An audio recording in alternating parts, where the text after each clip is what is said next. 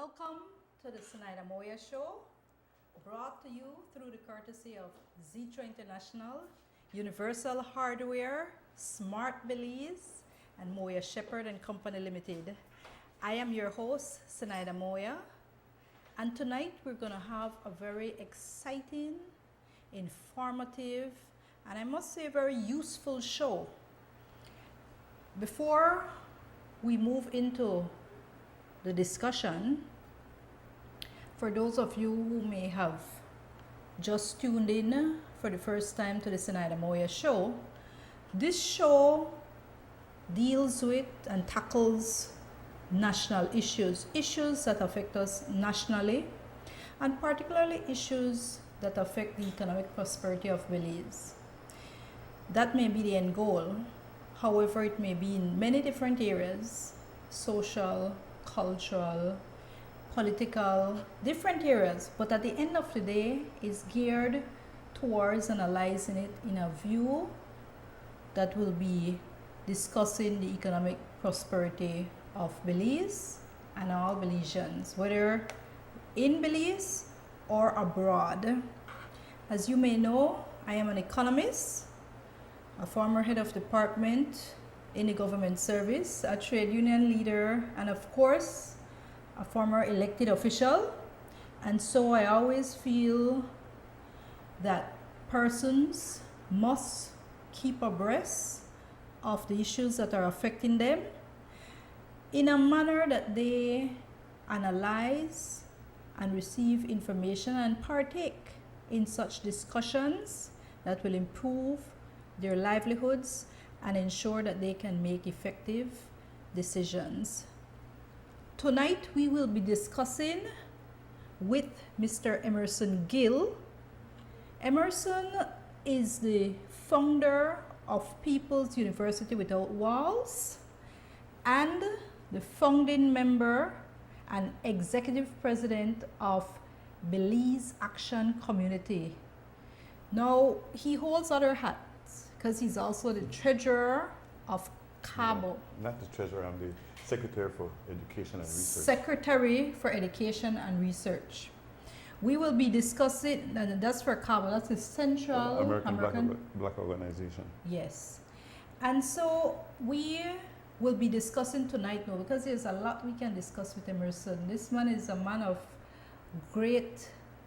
a great wealth of knowledge, and so I had to ensure that we tap into his knowledge so that we learn, and persons like him can actually, help to form and hopefully help to shape certain policies that affect us. And one of those things we'll be looking at, and you'll get it out as we discuss, we'll be discussing the UNIA Liberty Hall. Now, what does UNIA stand for? It stands for Universal Negro Improvement Association. Okay, that's a mouthful. And African Communities League, which was added after 1927, 1929. Mm-hmm. So you see, we'll be discussing certain things that even particular persons like myself, who maybe I came a bit after some of the happenings that we will be discussing, but they are very important, and they help to shape us and give us a legacy that we ought to be proud of. So we'll be discussing about this famous Liberty Hall, the importance of it, the legacy of it, and why it must be restored to its grandeur and usefulness. Now, Liberty Hall is located at 86 Barak Road, and it was home to the Belize City branch of the United Negro Improvement Association, which was opened in 1920 in the wake of the 1919 riot that protested the treatment of the British Honduras servicemen. So I'm going to ask Emerson about that. That was during the First World War. Liberty Hall was also the venue of their UNIA general meetings and cultural events and intellectual programs for its members. Now, Emerson, it's not just a building we're talking about, all right? That's not all. So while I say Liberty Hall, it's not just a building that we'll be discussing. It's what moved, what propelled Liberty Hall, and all that happened within those walls and came out of those walls that we'll also be discussing. And in so doing, you'll understand the importance and the significance of Liberty Hall. One of my good friends, Abdul Marin, I almost invited Abdul here. Abdul, I know you're watching, but I said, you know what? I have another show for Abdul that I want him to be a part of. And you need this 1 hour, Emerson. So Abdul said Liberty Hall is a beacon of hope. And I tend to agree with him. And so I also say it's a beacon of hope. And it's a legacy of our history, self-identity, and social consciousness.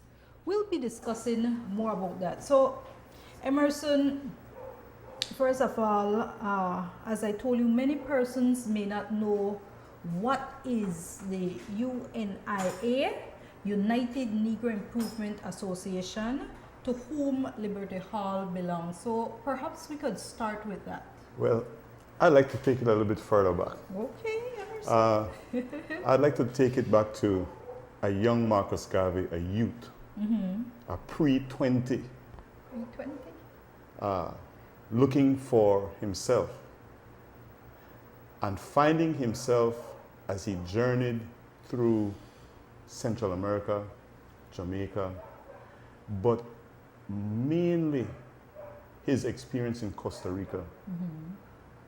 The first Liberty Hall is actually in Costa Rica. It was not called the Liberty Hall, but it was the space where Marcus Garvey drew on the suffering of the laborers and the passion that came out of that experience birthed the UNIA. So, okay, Marcus Garvey. Now, a lot of us, yes, believe it or not, I believe a lot of those of my generation and younger may not be well aware of who Marcus Garvey is and the significance of Marcus Garvey. That is where we are. That he was the one who founded UNIA, Yes. and so we need to know. Along with his partner, of course. Okay, who he was. So let's just go there. Marcus Garvey, as a young man, worked for the United Fruit Company in Costa Rica. He was a timekeeper. And as a timekeeper, he had privileges that were not afforded to the other laborers. And I think that is probably where he created one of the short messages that he puts out, where he says, the person who is a laborer carries the burden, and the person who thinks gives work to the laborer that carries that burden. It's not exactly those words, but he have a saying that promoted that you must become aware, that you must become knowledgeable, that you must know yourself. And at that time, Marcus Garvey was only 15 years old. Wise young man. So you see that we don't have to be my age or your age or any particular age. That's right. To look for yourself and find yourself. Marcus Garvey was able to do that because he actually had a father who was a well-read man with particular skills, and he had family that surrounded him that helped to shape that mindset. But one of the main things that I think pushed Marcus Garvey to the very brink of even challenging his own self was his early relationship with people. Because as a timekeeper, he was hanging out with the white people. He was not hanging out with his peers.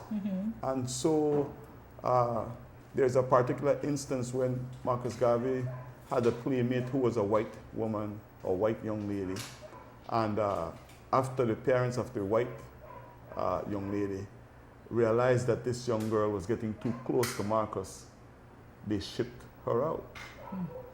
So that was Marcus Garvey's first inkling of, even though I am in your club, I'm not off your club. Yeah. And so the discrimination began to shape a particular thinking that he had.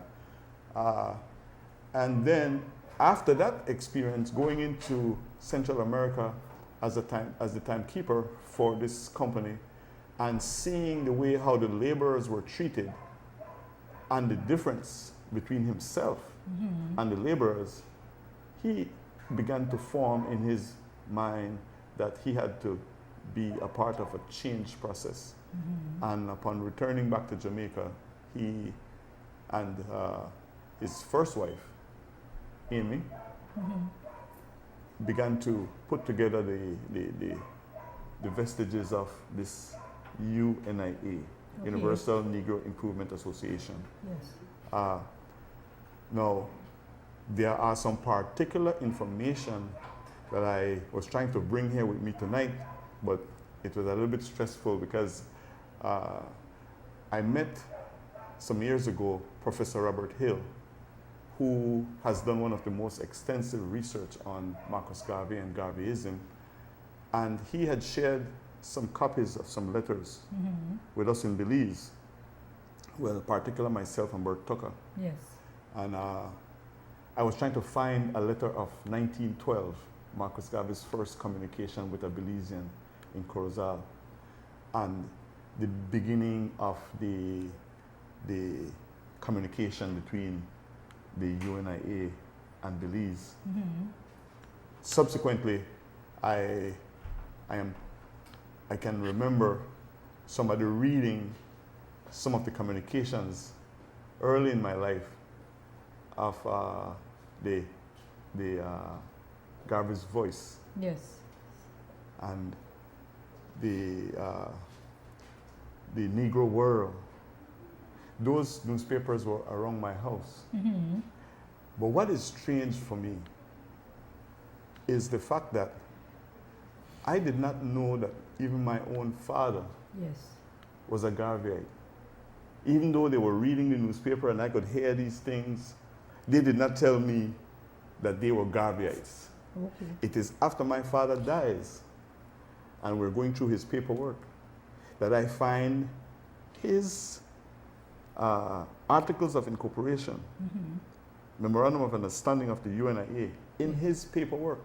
It was mildewed. Now I guard that piece of paper with my life now, because that's something that after I found it, it gave me more determination to see what we're going to be doing about Liberty Hall and its rebirth today. Okay, Emerson, what I noted was that it was said that it was in the 1919 riot that protested the treatment of the British Honduras servicemen that helped to propel opening the doors of the UNIA Well, branch. Yes, in some respect, yes, because remember we had many Belizeans that had gone to the World War. Yes. And they thought that because they had fought alongside white people, Yes. there was going to be some kind of equal rights or equal understanding or billing. And that was not so. Matter of fact, Samuel Haynes' stories Camaraderie. shares some very ugly relationships Okay. where they were placed to clean toilets and their food was not the same food that everybody else ate and stuff like that. But another thing that I want to clear tonight is the real reason that the UNIA was birthed came because the governor of this country and the political controllers at that particular time had stopped the reception, the Negro World, the newspaper, from coming to Belize. Okay. And that was the actual impetus that created the discussion to form the UNIA. Okay. Some of the other fallouts were, of course, the 1919 riots and stuff like that. Okay, so we have the UNIA being formed in Belize, who were some of those persons that helped to form this particular movement? Well, I'm very glad that I found this piece because I'm now going to read for you this particular document. On March 4th, 1920, there was a notice placed in the Clarion newspaper inviting people to come to a meeting at the Oddfellows Lodge Temple to form a branch of the UNIA in Belize. By April 20 of that same year, the UNIA was founded. Okay. There was a female division and there was a male division. Of the female division, the president was Miss Anne R. McField. The vice president was Miss V. Campbell. Second vice president was Miss Elizabeth Joe. Miss Eva B. Kane was the secretary. Vivian C., or most prominent Vivian C., was the treasurer. That's off Nursey Street, right? Yes, So when you hear about Nursey Street. No, if you hear Nursey Street, it is this lady, that street is named after. And Miss Idza Lezama was first officer. In the male division, we had Mr. C.H. Mortley as the president, the first president. Mr. W.A. Campbell was first vice president. Mr. Benji Adderley was second vice president. So, James Adderley, that's it for sports. Sound like you're in history here, my brother. Mr. Calvert Steen was the officer. Mr. David Belizaire was the executive secretary. Samuel Alfred Haynes was the general secretary. Mr. B. Renault, associate secretary. Mr. J. E. Vernon was the chaplain. And Mr. J. N. Anglin, treasurer. The names of the first UNIA chart, the names, those were the names of the first charter. And the charter number, Belize was number 38 of hundreds, maybe thousands of chapters all over the world. Within a and around 5-year what period. time this was in the 1920s? This is 1920. This meeting that I'm talking and naming these people from comes directly from April 1920. And so what happened when it formed in Belize? What were some of the happenings that it helped to shape in Belize? Well, it shaped the labor movement. It shaped the politics of the community. But what it did that I think is not it's not put forward is it shows that youth, young adult leadership was very vital to the survival of Belize at that particular time. And in fact, they played their role. They went on to find out, and they went on to connecting to the wider world. It was not just Belize.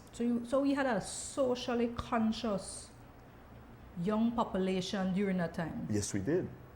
Now, considering that Samuel Haynes going to the war, how old was he? Considering all these good gentlemen that went, some that died, how old were they? Because by the time Samuel Haynes came back, he was 19, 20 years old. So when did he go to the war? How old was he? How old did he decide that he wanted to be a part of defending liberty? Young guy. You see? So I want us to move, because we need to move now to the present. Now, in the 60s, now I'm moving all the way there. If there's something you want to add in during that time, let's add it. But in the 60s now, that's where, I wouldn't say I wasn't born around that time, but I watch documentaries and it's the different tidbits that we always see, Black History Month and so forth. A lot of that is based and geared. We watch a lot of US television. So a lot of it we'll see, okay, in the 60s you had Malcolm X, you had Civil rights Martin movement. Luther King, Rosa Parks. Those are household names. You heard about the different speeches from, of course, the freedom. It was a freedom speech by Martin Luther King. We heard about the assassination of President Kennedy at the time. Then his brother, Robert. Of course, the assassination of Martin Luther King. During that time, it was a consciousness, just as what you mentioned. What was happening now? Civil rights became a central issue, all right, in the U.S. And of course, you hear about the Civil Rights Address, the March on Washington. You hear about the 16th Street Baptist Church bombing and the I Have a Dream speech. Now, what was happening in Belize during that time? Well, we can jump to Belize had just found its legs from the adult suffrage was just taking shape. We had just formed our first political movement. Yeah. It was about probably 6-7 years old. Okay. But quickly we have the UBAD and We're gonna take our first ad break, and when we come back, we will hear about the UBAD and all those other entities. So I'd like you to allow me to go back a little bit. but we're before gonna we go come back. to 60s. We're gonna go to an ad break. Stay tuned. We'll be right back. Ask any landscape professional who they depend on for professional grade power tools, and the answer is always the same: Echo. Ask any dealer who offers the most powerful, most durable, and most reliable equipment in the business, and they'll tell you Echo. Then ask yourself, doesn't your lawn and garden deserve the professional's choice? Echo. The best outdoor power equipment you can buy.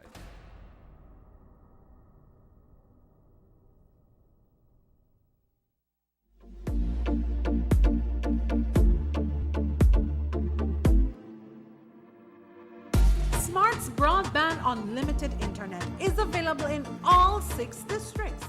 Sign up and get your modem and installation free. Enjoy the fastest, most reliable broadband internet for your home or office.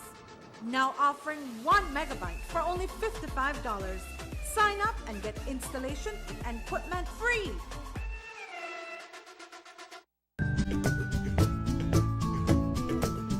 Buying or selling land can be a daunting experience. Don't leave things to chance. When buying or selling land in Belize, seek the professional real estate services of Moya Shepherd and Company Limited. Benefit from our extensive local and international network to find your dream home or to move your property from selling to sold. Our land consultancy services also include appraisals, conveyances, registrations, surveys, transfers, title searches, and the preparation of all other legal documentation and land transaction processes.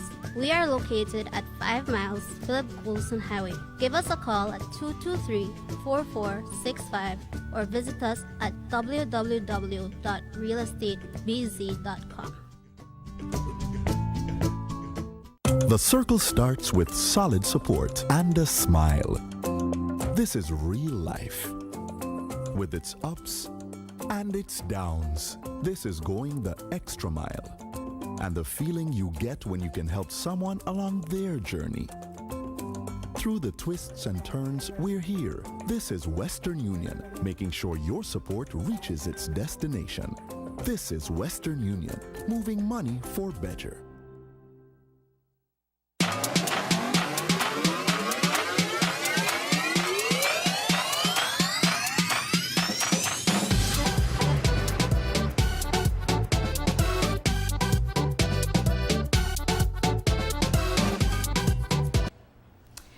Welcome back to the Zenaida Moya show.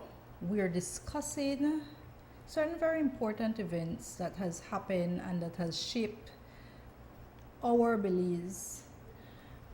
We have as guest Mr. Emerson Gill, And before we went to the ad break, we were discussing certain things that was happening. First, I mentioned in the US, since because a lot of our television, we have heard a lot that has happened in the US, particularly in the 60s. Different things, landmark pieces of legislation. One of them outlawed racial segregation in schools, public places, and employment.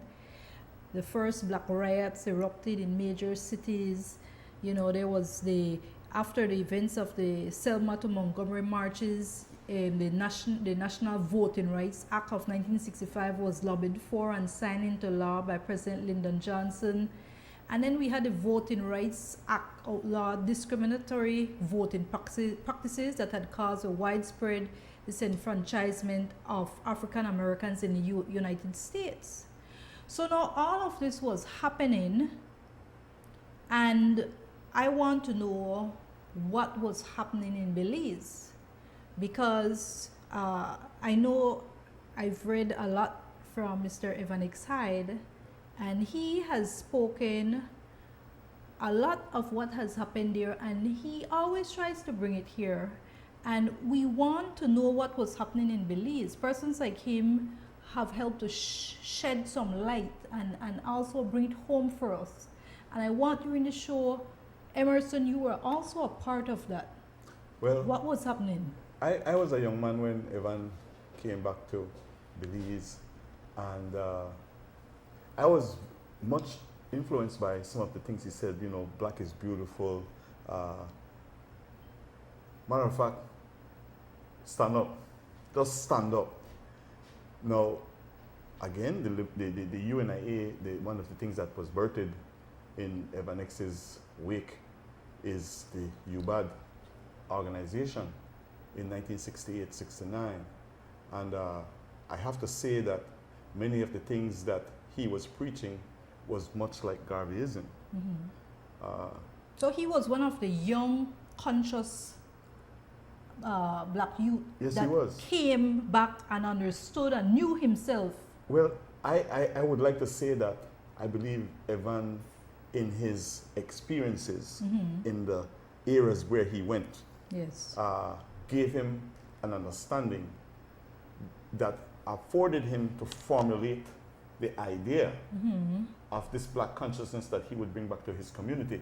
And I must applaud the brother for that, because he sure influenced a lot of us at that particular time. And Emerson, before you go on, we had an event a couple years ago that also included, trying to bring again black consciousness.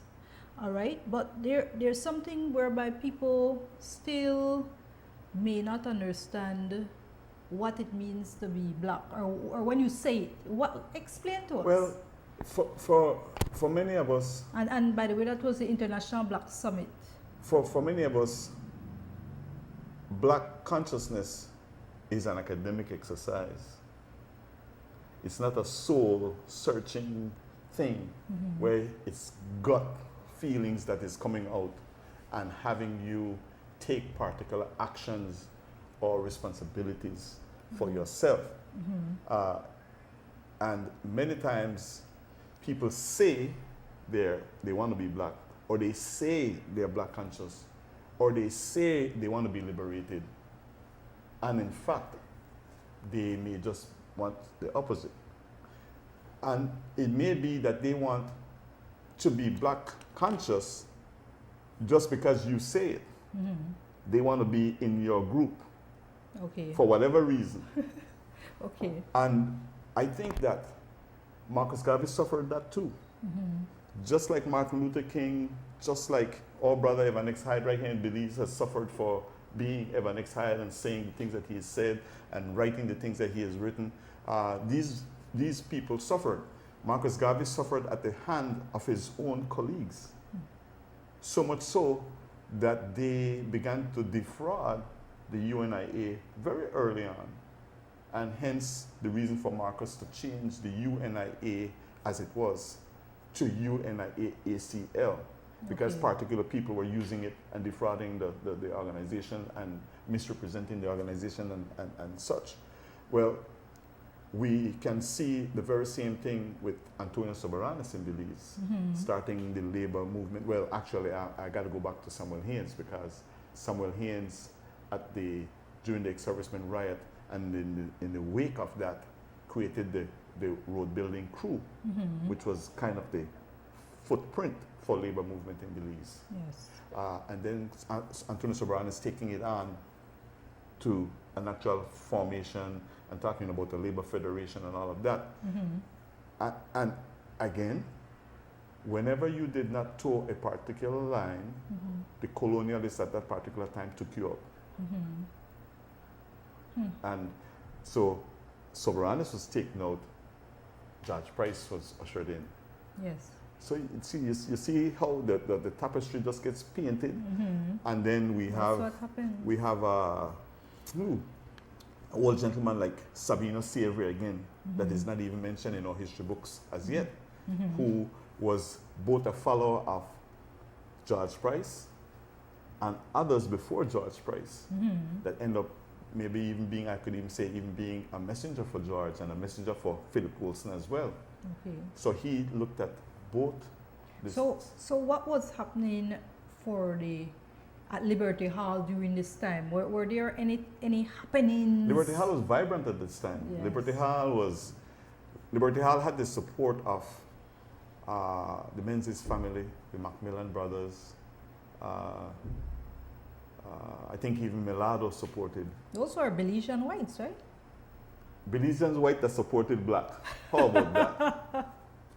Though I have to say it because people, I believe, they need to understand, what was happening during this time, and no, I can't say that. I mean, it's like something whereby, you're not to support this entity. Well, but back then that wasn't the case, Well, right? there were several. There must have been several reasons. Many Europeans came to Belize and fathered children in Belize with black women. Yes. And in those days, you had to be X% white to be classified white. Yes. So these children who were fathered by Europeans with black mothers had to look for themselves, or had to look themselves in the face, because in some particular time, I'm sure some of them went to visit with their European grandparents, and the trip was not very nice. So they were given the space to do business or commerce here in Belize, given their dories. Don't come back to England, or don't come back to France, or don't come back to this particular place. So for you to not come back and let me see your black face, some of them may have been given their commercial establishments, their business spaces. I want to share this because when you brought that up, I thought about my father and my mother. All right, my father is a Spanish man. In Belize, a Spanish man. Well, his parents his folks are directly from Spain. But the point is that you have him, and then you have my mother, who's black. All right. And I recall going to Mexico, and as a young little girl, and at a point in time, my father was going to take the entire family to go live there, all right, because we had family living there as well, all right. And some family, some were in the U.S., some were elsewhere, but my father pulled back. Why? Because of the discrimination that they saw was extended to my mother, all right? Because my mother, as I told you, is black, Indian. Yes, she does have some Hispanic in her, but, her color is dark. You understand? I guess like your complexion. So she experienced that, and my father, as much as, he's going to take the family, I remember that as a little girl, we're going to go move there, we're going to live there. And so we're like, okay, we didn't have a choice. We're going to go there and we're going to learn Spanish and all of that. Of course, he was fluent in it. So I can understand now what you're saying now. It's, With the it's- meladas and so forth, they probably experience that same thing right here. I'm sure there's no documentation of it, but when we look at who was supporting the UNIA, I am sure it might have been a very radical thing at that particular time to have the families of white and black who were considered white in our community here Yes. quietly supporting, because and in some cases I don't even think that it was outwardly. Yes. I think that the black membership of the UNIA were so persistent. When you see that they would go and knock on the same door 100 times, or 50 different people would go and visit that same person and beat that door You till have they to get open the tired door. of sale. Right? And they say, you know, well, better we support, better when I send this thing for you, we don't want sale, when I send it for you. You know? I'm sure we can find stories like that.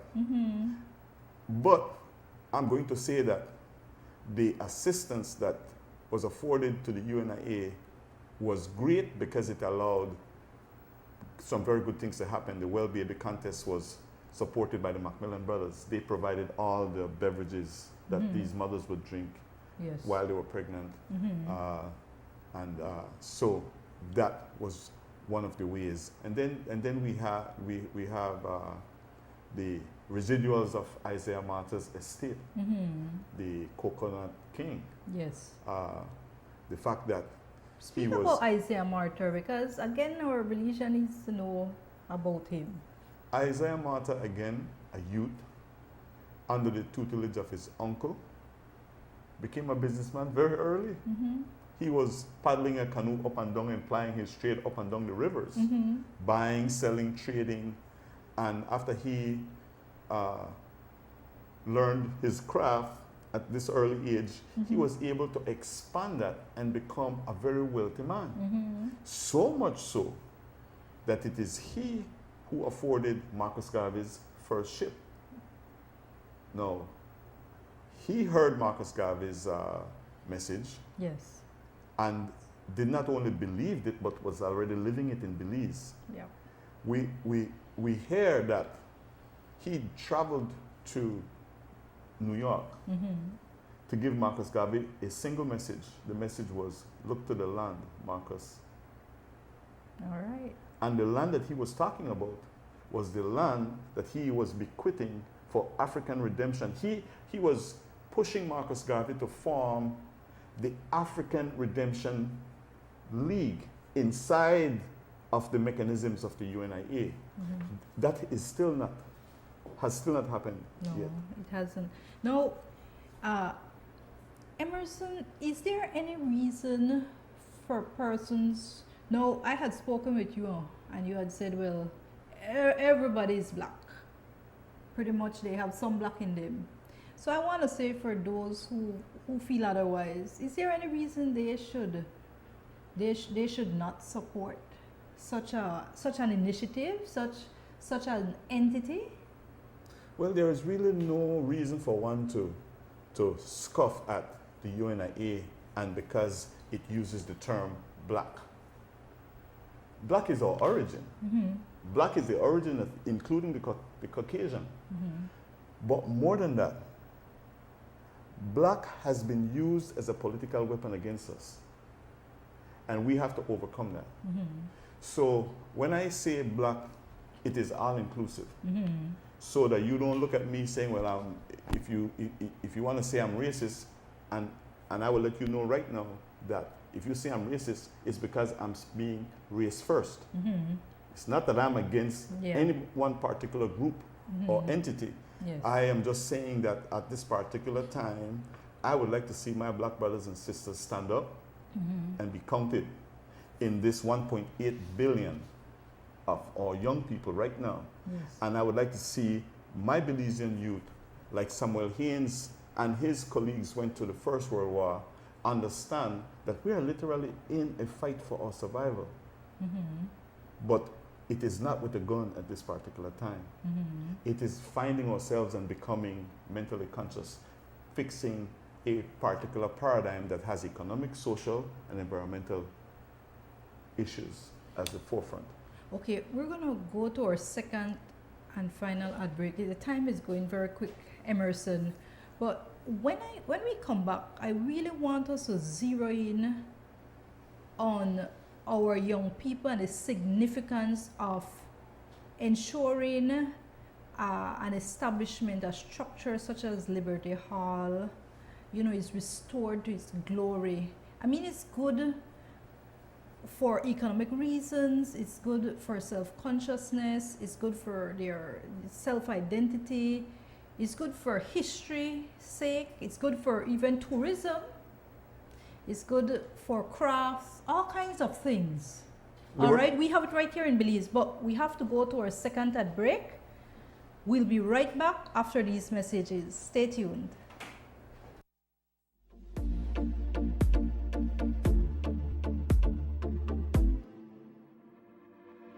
Smart's Broadband Unlimited Internet is available in all 6 districts. Sign up and get your modem and installation free. Enjoy the fastest, most reliable broadband internet for your home or office. Now offering 1 megabyte for only $55. Sign up and get installation and equipment free. Stronger, faster, comfortable, affordable, and powered by the trusted Cummins ISF 2.8-liter turbo diesel engine. We changed the way the game is played. The new Photon tunneling truck and View CS2 van.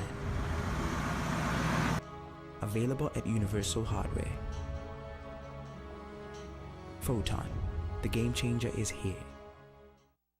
The circle starts with solid support and a smile. This is real life.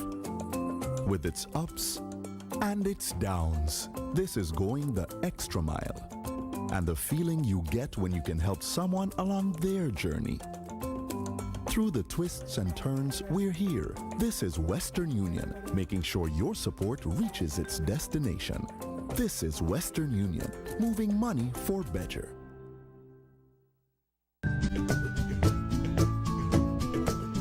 Buying or selling land can be a daunting experience. Don't leave things to chance.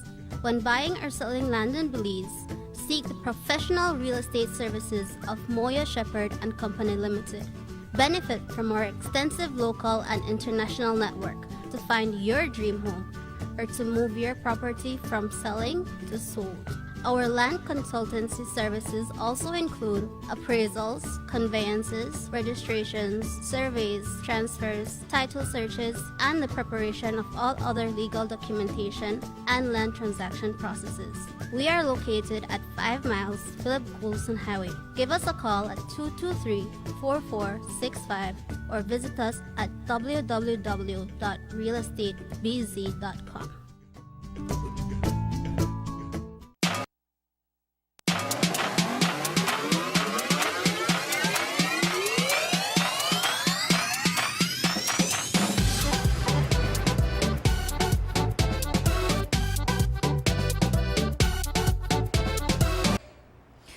Welcome back to the Zenaida Moya show. Now, Emerson, as I mentioned, I want us to zero in for the present day Liberty Hall as it is, while also discussing a few of the reasons why it's so important, particularly as it regards our young people, their self-identity, their economic prosperity. That's very, very key. Well, Liberty Hall was a dynamic place, a youth center, a university, a place where intellectuals sat and had conversations with us as young people. I can remember being at the foot of or Mahogany Man, Mr. Fairweather. I can remember sitting down patiently getting my apprenticeship trades from woodworkers, from So important. from Mr. Renault, from Mr. Cargill. I also rode people's race horses who came to Liberty Hall and talked about their horses, and then they'd give you 25 cents to work a horse and stuff like that. So many things happened at the Liberty Hall. Liberty Hall was the Rolls Royce of community centers. Yeah. Everybody in their own community wanted to have a Liberty Hall in their community. So I could say that Liberty Hall birthed many community centers all over the city. Stafford Center being one of them. By my house, Yeah. where I grew up. Stafford Center was, again, a duplicate. And what's funny is Stafford Center, and the name Stafford Youth Center is because it was given to us Yes. by the Staffordshire Regiment, which was a British military contingent that was in Belize. Yes. Now, how did we develop that relationship? We were young Belizeans, very good at sports. We were playing football. At this time, we had people, we had my brothers, you had Cliff's children. Were you all by Berger football field, right next to my house? Not too Because far. Stafford He is was- right along. He was by at Blue Vernon and White Street. Street Bridge. Yeah, you understand? But what we had was a kind of love that I can't explain, that how far we've fallen from that place. Yes. I was just telling earlier, we were having in the break, I was just talking to Cliff about how his relatives used to run us off the Birds of Field. But it was not with no hate and with no animosity. It was that for we time for play right now, Yes. only small boy, pull on the corner. Because we are turning and be on a coach in a little while, but we are play. I remember you, Emerson. I was a little girl. I was a little girl, and I remember you used to be on right at Berger football field, because my house is right next, overlooking Berger football field, and looking on and see what was happening. Those were the days. A lot of good things came out then. Yes. Now, in terms of Liberty Hall, you mentioned something about apprenticeship. Our youth today, apprenticeship we have IT vet, and I'm not sure it's been used and functioning as best it could. Some people have certain things to say about it, but I'm sure they're trying their best. Now, right now, our young people, a lot of them, we see a lot of crime, we see a lot of violence. But if you look at it, some people say, oh, they're lazy, they just want to do this. No. I feel maybe there's a few of them, but I doubt it. I have come in contact with thousands of young persons, and I will tell you that what they ask for is a job. No, I personally don't believe in just asking for a job. I always believe about being an entrepreneur. You understand? I'm not saying you shouldn't get a job if you're not thinking like an entrepreneur, but when you have a skill, when you have a trade, you can become an entrepreneur. When you have a skill in a trade, you can go anywhere in the world. and fit, Anywhere. because that particular skill or And trade survive. will take you over the hump. Yep. The difference, I believe, in this particular time and my time as a young person, when my father or my mother said, "You're going to Mr. Reno, go learn some woodwork," Yep. that was like the law. Yes. Now, we No, broke, I know why we he broke did the law that. and leave it. We send it for go to woodwork and we go ride on horse sometime. But most of the time we had to go do the woodwork class. Yes. And when you finish the woodwork class, or Mr. Renault or Mr. Cargill or whoever it was that was giving us these particular skills at the time, was finished with us, they'd probably tell him, we're going, no, your boy, they do good, and I want pay a little more now for you come an extra 2 hours in the evening for you do something. And so your income Yes. changed. That's right. And trust me, 25 cents at that time was like $250. So when I had to get my 25 cents a week as an apprentice, I'm a big money. Yeah. Because I'm only 2 cents and one broke banty rapper for go see one movie. 25 is You ideal understand? for me, but Emerson, now Liberty Hall. We don't have a long time, but I want you to say the Liberty Hall now needs some It needs right? it needs major repairs. We are Yes. using Liberty Hall right now as a meeting place on Wednesdays and Thursdays. We're reading the course in African philosophy. Just 5 or 7 people, Yes, and we use the downstairs. That's our main meeting area. yes. But we cannot go beyond 5 or 7 people because we don't have the facilities for it. The bathrooms don't work, and it needs plumbing works. And when we set up our water system, the community in the area breaks our pipe sometime and the water flow, and then the bill comes to too much that we can't pay because there is no real income being generated through the Liberty Hall at this moment.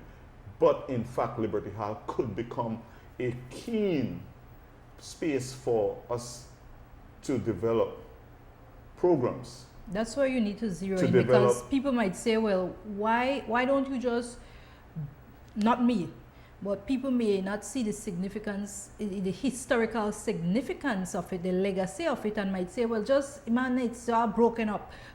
Tear it down and try to get a new building constructed. Why not? Well, over my dead body, I want to say right now that the Liberty Hall will be taken down.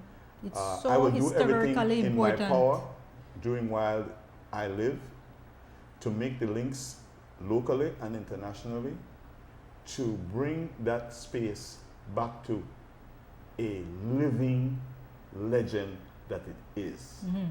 Now, what Liberty Hall does for me right now is it shows me the state of disrespect that is afforded to us as Black people in Belize. That we have had that building where even before we had an assembly building, before we had a city hall, that's where everybody reached out and used as a center. That's where training happened. That's where the intellectual conversations, that's where the political conversations. I had a that's picture where the on my industrial Facebook and the- page, but I'm not sure if that could, well, whatever picture, because not everybody know where Liberty Hall is. Like some of the young people may not know, but it's right on Barak Road, right? Yes. Right, you know where Habit and Habit is? Brothers Habit, Habit, sorry, Brothers Habit. Brothers Habit. So it's almost across from there, almost. It's not 100. the- It's 100 meters almost from Abbott's door. It's right across from Shabbat's law firm. Now, one of the things that I must draw attention to is the fact that so many people have infringed on the legacy for African redemption.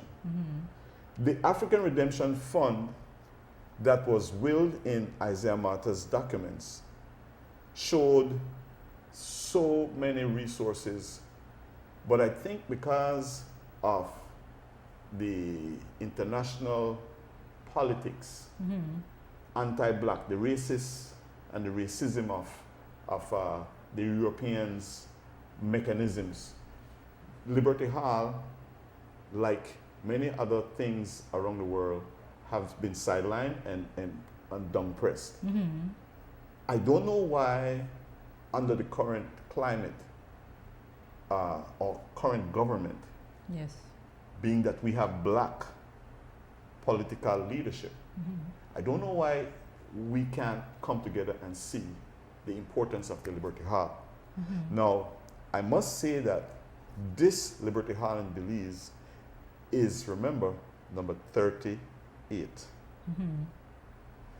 And there were only 2 wooden structures left, one in Costa Rica and this one in Belize. Okay. In Costa Rica, the whole country, including its government, is in the process of rebuilding the Liberty Hall that was burnt in a fire a few months ago. Yes. Now, we still have Liberty Hall. It's not burnt. Yeah. The steel that was used to strap particular parts of that building Yes. is rusted away, but the wood is still there. The heart of the wood that is in Liberty Hall, just the value of the wood. How about niche? Have they I've been in so many meetings with Niche. I've been in so many meetings with different people. BTB, Niche. At one point, they told me to go and get some engineers and get the place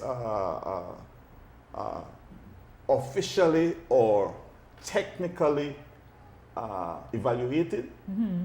And I think maybe they thought I would not get it done. You got it declared too, right? I did. You declared it. I declared it as You mayor of understand? Belize City. You declared it. You came, I was like, yes, But, we need but this. that was one of the things that they told me. Well, somebody got to say this thing value, and they, but now nobody should have to say. Nobody should have to. Liberty Hall has wood on it that is over 140 years old. Which part else in the world you want to find one building, one wooden structured building? And you know what was great?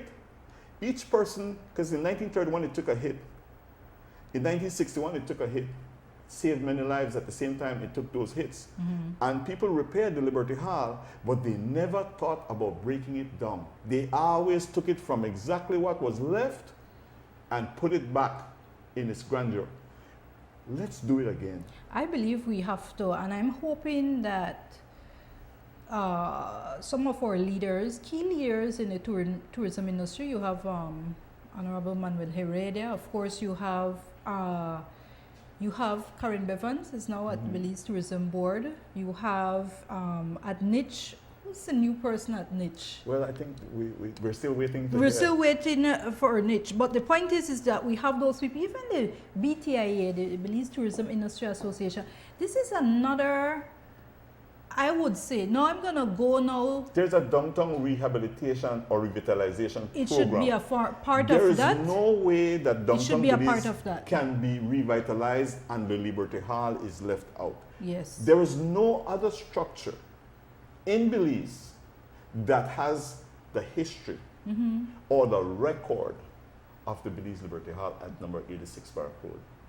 And those should ensure that support is given to the restoration, the due restoration of Liberty Hall. Again, they can reach out to you, right, Emerson? They can reach out to you.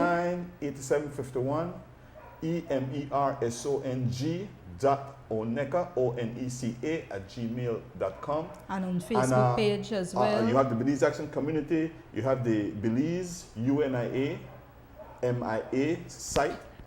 We have several educational sites. Matter of fact, our site is world renowned. People from all over the world visit the Belize UNIA MIA site because of the information we post there.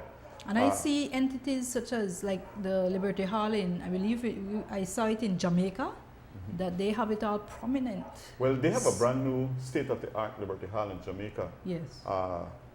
And we have, actually I was a part of saving the Liberty Hall in Oakland, California recently, last year, Okay. where it was being set up for action. And I sent some letters to Garveyites that I knew, and I said, how come that Liberty Hall is going to be sold? And I think some people came together Very and nice. they saved that. So We don't want that to ever happen in Belize, because you never know. Certain people may want it to put some office or what have you. That can't happen. We can't have that just be turned into an office or somebody's personal thing. So the time has run out, Emerson, but we've learned quite a bit, and we now understand the importance and why it's important for our key decision makers in this area to stand up. Even, construction people, even some of those hardware companies who may want to assist. Let me say this. Brothers Habet has supported us tremendously over the years. I would agree. Nails, screws, paint, whatever we had wanted when we wanted to set up the classroom, when we had the Readers to Leaders program there. I can imagine. They gave They're us very the paint. helpful. They gave us, I want to openly thank Brothers Habet for assisting us over the years. That's how they are. They've always. I also been want to helping. thank people, some deceased right now, like Bert Tucker. I want to thank our Good current friend, Bert. President, David Obi, Yes. for standing up for the period. Matter of fact, Brother David. So yes, Brother David Obi. I want to say that he wanted to resign. He wanted to retire at one point, and I said to Brother David, I said, Brother David, you can't retire. Garveyites never retire. Disciples of Marcus Garvey can't retire. okay. So I have a few announcements before we close this show. Queen of the Bay, as you very well know, I am the national coordinator, and we have the district coordinators that they're the ones who coordinate the district level pageants. We have ladies who want to go for Queen of the Bay, but we need to ensure that we have certain coordinators. Now there's 3 different areas whereby we need some coordinators. We need coordinators or those who would assist in Corozal, Belmopan, Cayo, and Toledo. All right, we already have everything on the way for Belize District. That's also been dealing with Belize City, Orange Walk, and Stan Creek. So those are set. But we need for Corozal, Belmopan, Cayo, and Toledo. So if you are interested in assisting, please call myself at 615-9494 or Ms. Dejanira Thompson at 615-4467 or inbox the National Queen of the Bay page. If for the young ladies who want to vie for the district level, because you have to go through that before you even go at the national level, inbox the district level Facebook page or contact them. In Belize City is Mrs. Doretta Valerio at 622-7699 or Jennifer Smith at YWCA. Emerson, I want to thank you for being a part of the Zenaida Moya show. Thank you.